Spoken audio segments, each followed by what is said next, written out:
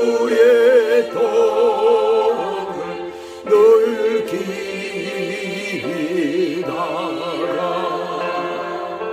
숨질 때에라도 할 말씀이 이전보다 더 사랑합니다.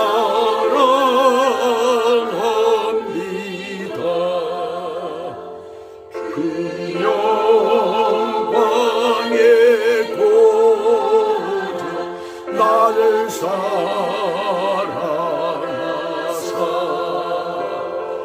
그 풍성한 은혜 더하시니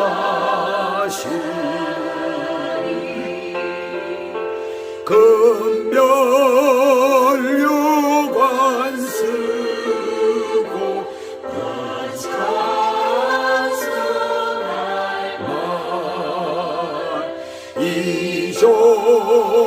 이전보다 더욱 사랑합니다.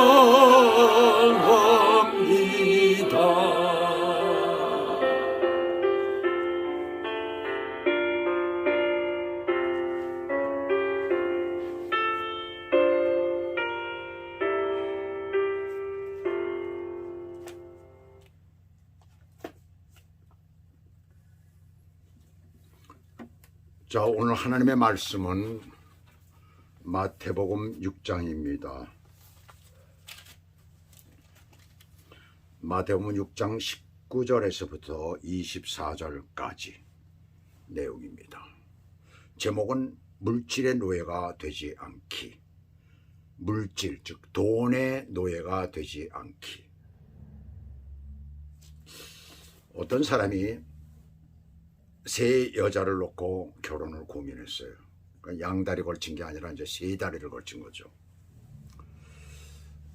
어떤 여자와 같이 살아야 내가 행복하게 살 수 있을까 하면서 고민 끝에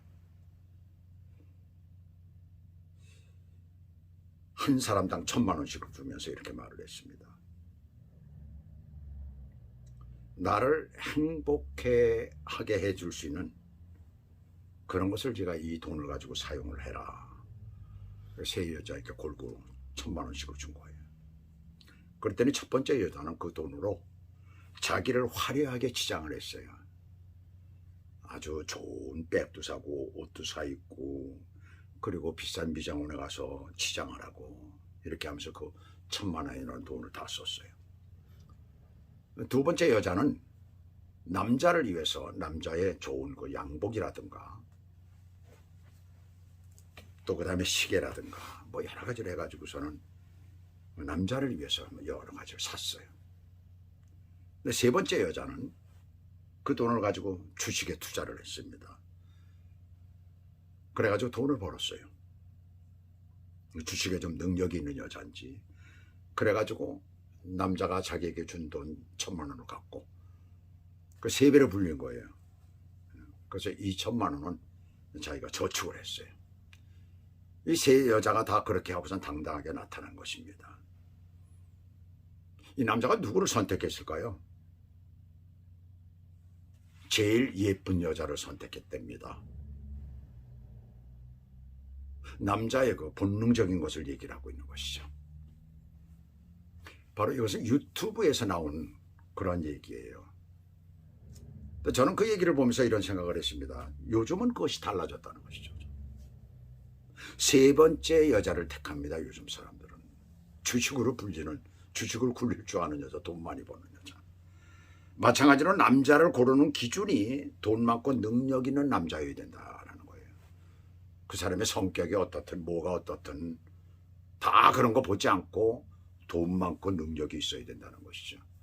그러다 보니까 가정들이 많이 깨지죠. 그죠?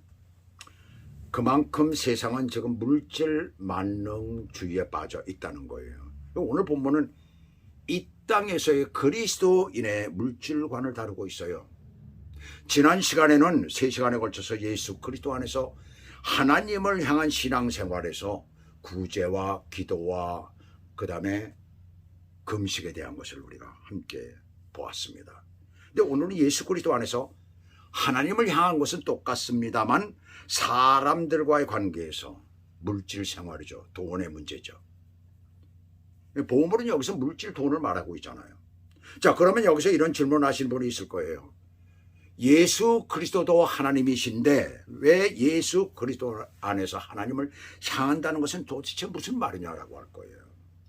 갈라디아서 3장 26절에 보시게 되면 너희가 다 믿음으로 말미암아 그리스도 예수 안에서 하나님의 아들이 되었다라고 말씀을 합니다. 또 골로새 3장 3절에서도 너희 생명이 그리스도와 함께 하나님 안에 감추어졌음이라 얘기를 해요.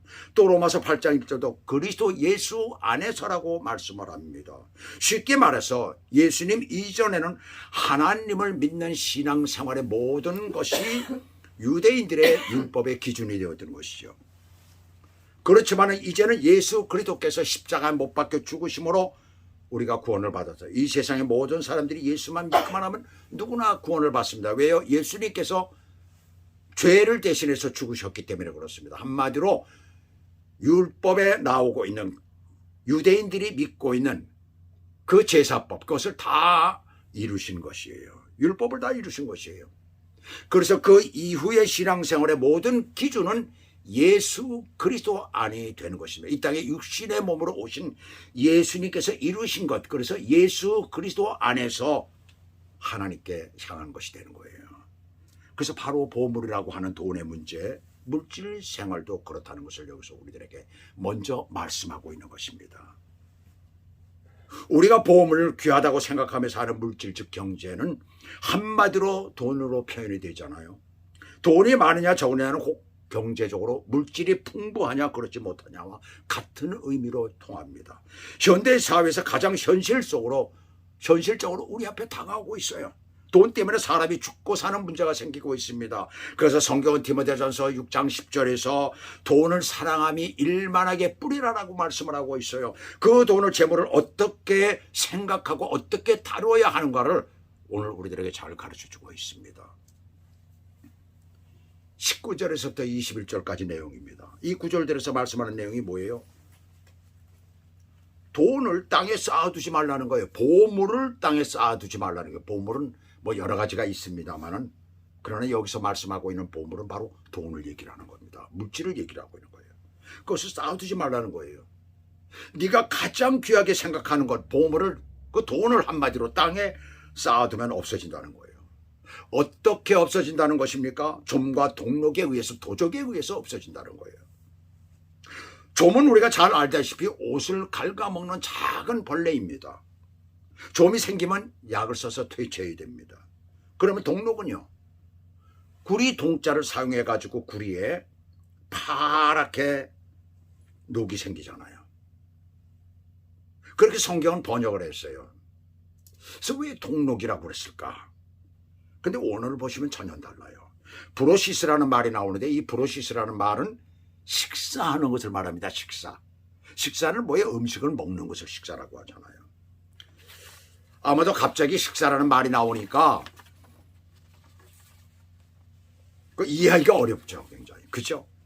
구리를 녹슬게 하는 것을 생각해서 동록이라고 한 것 같아요. 그래서 우리의 성경이 어디에서는 주로 이 번역이 되느냐 하면 중국 성경에서 많이 번역이 된 겁니다.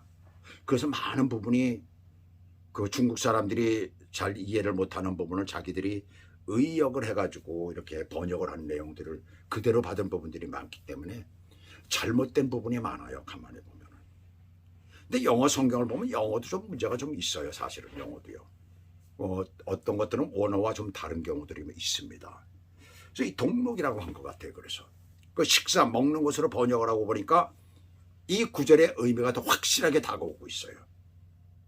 그리고 21절에 툭 튀어나오는 듯한 구절, 내 보물 있는 그곳에는 뭐가 있다고요? 내 마음도 있느니라. 그것이 확실하게 연결이 되는 거예요. 식사라고 번역을 해놓고 생각을 해보니까 그게 확실하게 연결이 돼버리고 맙니다. 자, 보세요.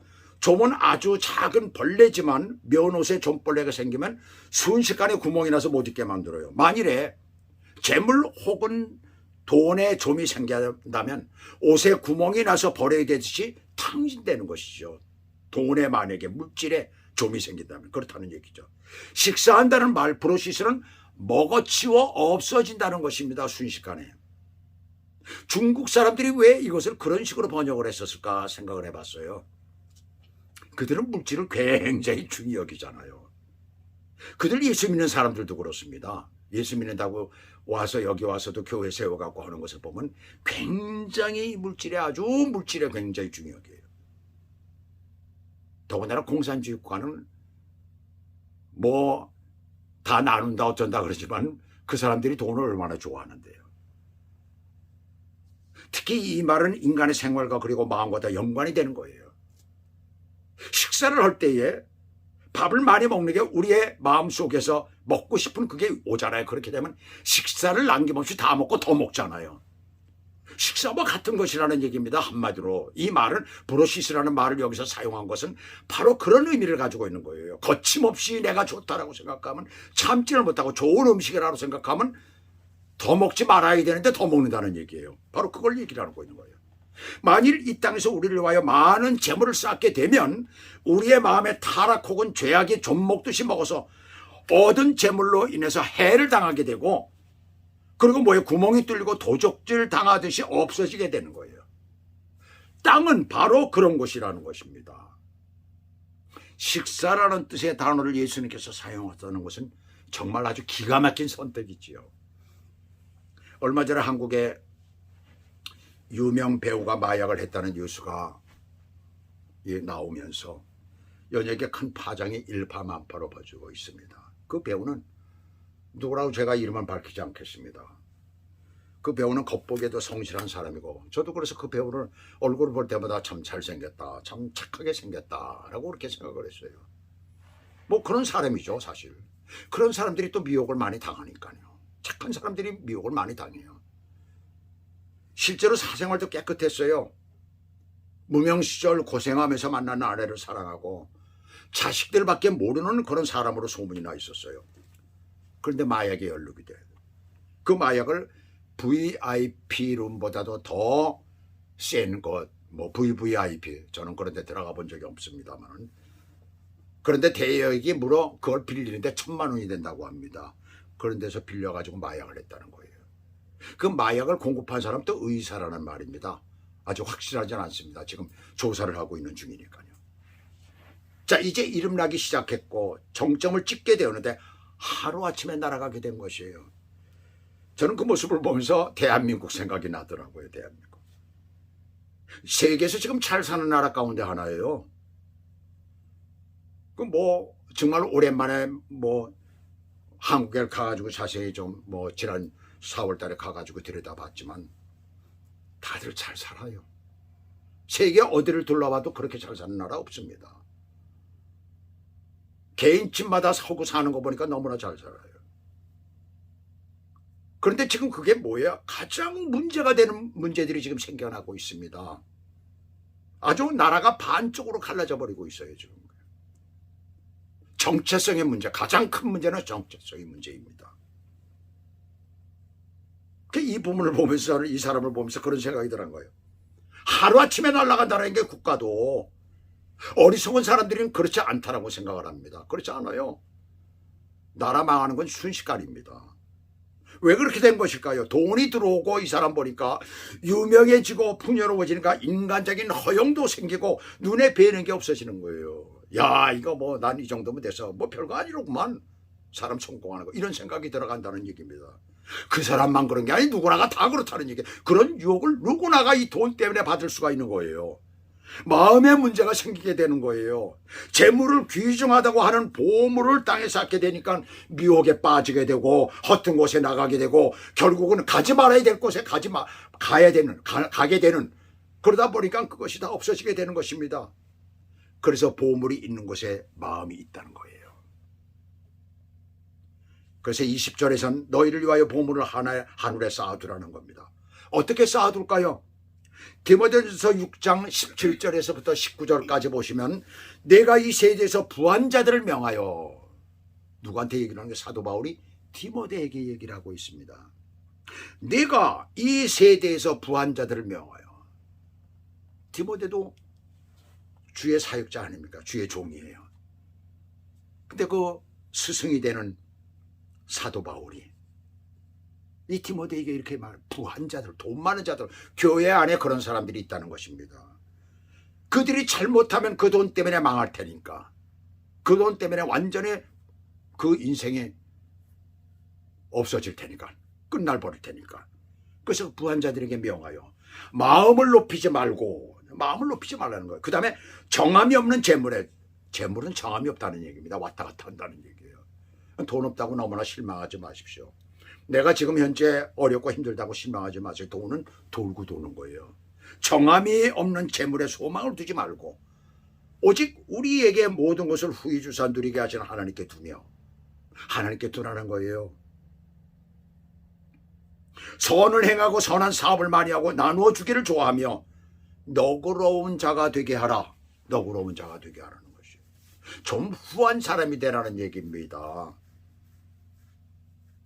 식당에 가서 식사를 하고 팁을 줄 때도 너무나 그렇게 아끼지 말라는 얘기예요. 후해지라는 얘기예요. 이것이 장래에 자기를 위하여 좋은 터를 쌓아 참된 생명을 취하는 것이니라 그랬어요. 우선 재물에 소망을 두지 말라고 했어요. 왜요? 정함이 없이 쌓은 재물은 좀먹듯이 식사하듯이 없어지기 때문입니다. 미래가 없다는 거예요. 그래서 우리에게 후히 주시는 하나님께 두라는 것이에요. 그리고 선을 행하고 선한 사업을 많이 하라고 했는데 이것을 행하기 위해서 가장 좋은 것이 어디입니까? 교회이죠. 교회는 예수 그리스도를 믿는 자들이 모이는 곳 아니에요. 교회가 바로 성도들이 좋은 일을 하기 위해 만드신 곳이죠. 교회는 바로 그렇게 세워지는 것입니다. 물론 교회를 좋은 일을 하기 위해서만 만든 것은 아니에요. 그 안에서 우리는 구원을 위해서 또 성도들끼리 교제하고 예배드리기 위해서 모이는 곳이잖아요. 그러나 중요한 또 한 가지는 뭐예요? 선한 사업을 하기 위한 것입니다. 그 안에서. 하나님께서는 그 교회 안에서 일을 하신다는 거예요. 이런 일들은 장래 좋은 터를 쌓아 참 생명을 취하는 것이라고 얘기를 합니다. 말씀을 하고 있습니다. 그래서 여러분은 그렇게 좋은 일, 착한 일, 선교를 위해서 애쓰는 교회, 작은 교회라 할지라도 그 일에 최선을 다하는 그런 교회를 다니시라는 얘기예요. 바로 이 말씀을 듣는 분들은 그것을 분명히 보기를 바랍니다. 자기를 위하여 쓰는 그런 데 다니지 말라는 얘기예요. 다른 사람을 위하여 쓰는 교회를 다니라는 얘기입니다. 건물 보고 가지 말라는 얘기예요. 누가 유명하다고 해서 거길 가지 말라는 얘기입니다. 하나님의 영광을 위하여서 하는 그곳, 바로 그것이 하나님께서 기뻐하시는 것이고 그 개인들을 하나님이 축복해 주실 줄 믿습니다. 우리는 온몸과 마음과 영이라고 하지요. 몸이 육신이고 이 마음을 혼이라고 한다면 마음의 주인은 영이 되는 거예요. 영적인 부분이 온전한 사람은 바로 구원받은 사람을 말이죠. 구원받은 사람은 영적인 부분이 온전한 사람입니다. 구원받지 못한 사람은 온전치 못한 것이에요. 그래서 구원받은 사람은 마음이 가는 곳도 바른 길일 수밖에 없죠. 그래서 예수님께서는 22절에서 눈은 몸의 등불이라고 하셨어요. 눈은 몸의 등불이라고 하셨어요. 눈이 사람의 마음임을 여기서 가리키고 있습니다. 신명기 15장 9절을 보시면 궁핍한 형제를 악한 눈으로 바라보며 아무것도 주지 아니하면 그가 여호와께 호소하리니 그게 죄가 된다라고 했어요. 죄라는 것입니다. 궁핍한 자를 보고 그냥 넘어가지 말라는 거예요. 외경에서도 악한 눈은 떡을 아끼며 식탁에서도 인색하다고 했습니다. 식탁에서도 인색하다는 거예요. 좀 배고파하는 사람을 갖다 좀 많이 주고 좀 좋은 것을 줘야 되는데 그걸 안 주려고 그러고 식탁에서도 그렇다는 거예요. 그러므로 내 눈이 성하면 가난한 자 고통당하는 줄 보고 내게 있는 뭐예요? 내게 있는 재물로 그들을 돕는다면 제대로 된 마음이 그렇게 할 수 있죠. 내 몸이 육신의 삶이 밝아질 것이라는 거죠. 이것은 그리스도인의 마음속에서 그것을 지배하는 영이 만족하기 때문에 그렇습니다. 그래서 우리가 실제로 어렵고 힘든 누구를 도왔을 때 우리에게 오는 기쁨을 말할 수가 없죠. 자, 한번 생각을 해보세요. 우리에게 있는 돈이 나가는데 돈 때문에 사람이 죽고 사는 일도 생기는데 그 귀한 돈을 갖다가 남을 위해서 썼는데 베풀었는데 내가 무슨 뭐 충격한 무슨 뭐 엄청난 부자도 아니고 재벌도 아닌데, 그러나 그 작은 돈을 가지고선 그 작은 돈을 모아가지고 다른 어렵고 힘든 사람을 위해서 썼을 때에 그 오는 기쁨은 이루 말할 수가 없어요. 내 돈이 나가는데 왜 기쁠까요? 하나님이 기뻐하시기 때문에 나의 영이 기뻐할 수밖에 없는 것입니다. 그것이 바로 보물을 하늘에 쌓는 거예요. 우리가 교회에 11조를 헌금을 드리는 것도 공동체 운영에도 필요하지만 이런 일들을 하기 위한 것입니다. 이 사실을 우리가 깊이 명심해야 될 것입니다. 그러나 반대로 내 눈이 나쁘면, 어렵고 힘든 자들을 보지 못하면 마음의 눈이 어디를 향할까요? 자연히 땅을 향하게 되죠. 쌓아둔 재물을 향하게 됩니다. 그렇게 되면 마음이 어두워지고 하나님의 세계를 바라보지 못하게 되는 거예요. 빛이 어두우면 그 어둠이 얼마나 더하겠느냐? 하나님을 볼 수가 없다는 거예요. 그래서 예수님께서는 마태복음 25장에서 오른편에 있는 의인들에게 내가 줄일 때 너희가 먹을 것을 주었다고 말씀하시니까, 자, 예수님께서 왼편에 있는 자들을 오른편에 있는 자들인데, 왼편에 있는 자들은 저주받은 자들이잖아요. 오른편에 있는 자들은 하나님께서, 예수님께서 데리고 가실 그런 사람들이에요. 하나님께서 그런 기뻐하시는 자들입니다. 그래서 네가 내가 어려울 때 나를 도왔다 그러니까 이 사람들이 언제 내가 예수님 주님을 도왔어요? 나는 왜 우리를 오른편에 두셨습니까? 하면서 이제 그렇게 물어보니까 예수님께서 뭐라고 하는 거예요? 뭐라고 말씀을 하십니까? 여기서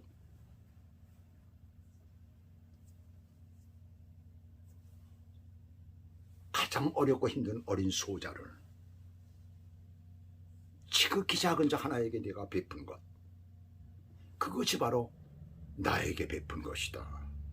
근데 이 주님은 어떤 주님이십니까? 심판주로 오신 주님이에요. 임금님이십니다. 그분이 마지막에 심판으로 맞춰서 그렇게 하시면서 가르신다는 거예요. 곧 주님께 한 것이라는 얘기입니다. 그러니 베푼다는 것이 얼마나 귀한 것인가를 우리는 알 수가 있는 것이죠. 그 돈을 그렇게 쓰라는 것이 하늘에 쌓아두라는 것입니다. 그러니까 마음이 주인이 원하는 걸 보지 못하니까 결국 주인이 둘이라는 거예요. 그걸 하지 못하니까 주인이 둘이라는 것입니다. 본래 주인은 하나님이신데, 그런데 지들이 그런 식으로 하니까 주인이 둘이 되는 거예요. 땅에 쌓은 보물이 이미 그 사람을 노예로 만들어버린 것입니다. 그러므로 예수님께서는 24절 단호하게 말씀하십니다. 한 사람이 두 주인을 섬기지 못할 것이니 왜 두 주인을 섬기지 못한다는 것인 거예요. 그 다음 보시면 혹 이를 미워하고 저를 사랑하라, 혹 이를 중히 여기고 저를 경히 여김이라. 하나님을 섬기는 데 있어 똑같이 중히 여길 수는 없는 것이 바로 그 이유예요. 돈을 사랑하게 되면 돈보다 하나님을 사랑해야 되는데 하나님 사랑하지 못하는 겁니다. 그렇게 된다는 것이에요. 두 주인이라는 얘기입니다. 이것을 중히 여기면 이걸 경히 여기게 되고, 이것을 중히 여기면 이게 경히 여기게 된다는 얘기예요. 그러니까 돈에 빠지고 노예가 되면 돈을 중히 여기면 결국 뭘 경히 여기, 하나님을 경히 여기게 되는 것입니다. 그렇게 되는 것이죠. 두 주인이 있기 때문에 그렇다는 것입니다. 그래서 여기서 뭐라고 말씀합니까? 하나님과 재물을 겸하여 섬기지 못하느니라. 여기서 재물이 뭡니까? 우상이 된 거예요. 그래서 노예가 된 것이에요. 이 부분을 잘못 해석하게 되면 돈을 벌지 말라는 것이 될 수 있습니다. 혹시 돈을 벌지 말라는 것인가? 그러면 그 말이 아니잖아요. 여기서 섬긴다는 것은 이미 우상, 재물이 우상이 된 거예요. 그 사람에게 돈이 그렇게 된 것입니다. 신이나 다름없는 거예요. 우리에게 중간은 없습니다. 믿음이라는 건 중간이 없어요. 하나님이냐 돈이냐입니다. 그러니까 보물을 하늘에 쌓는 것이냐 땅에 쌓는 것이냐, 이것을 곧 믿는 것이냐 믿지 않는 것이냐, 하나님이냐 재물의 신이냐 재물의 우상이냐입니다. 그리스도인은 절대로 물질 돈의 노예가 되어서는 안 됩니다.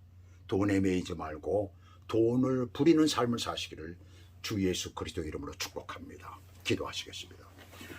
하나님 아버지, 오늘 이 물질에 대해서, 우리의 물질관에 대해서, 돈에 대해서 참으로 우리가 어떻게 그것을 다루어야 되고 그것을 우리가 어떻게 취급해야 되는가를 오늘 이 짧은 말씀을 통해서 저희들에게 가르쳐 주시니 감사를 드립니다. 하나님 아버지, 우리가 평생 사는 동안에 돈의 노예가 되지 않고 돈을 우리가 부리는 사람, 돈을 우리가 많이 벌 때 그 돈을 부리며 그리고 어렵고 힘든 자들을 도울 수 있는 그런 믿음의 사람들이 될 수 있도록 우리를 축복하시고 인도해 주시옵소서. 예수 그리스도 이름으로 감사하며 기도 올리옵나이다. 아멘.